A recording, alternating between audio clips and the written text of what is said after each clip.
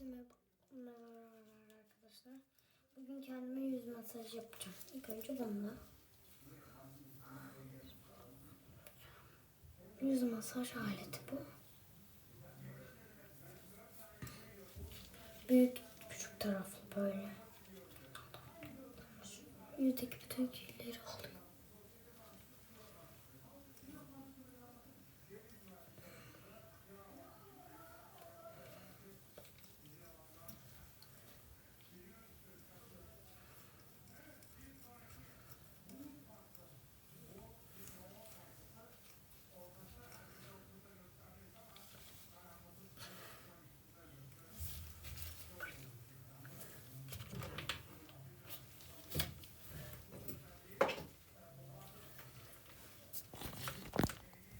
Videoyu kapatıyorum.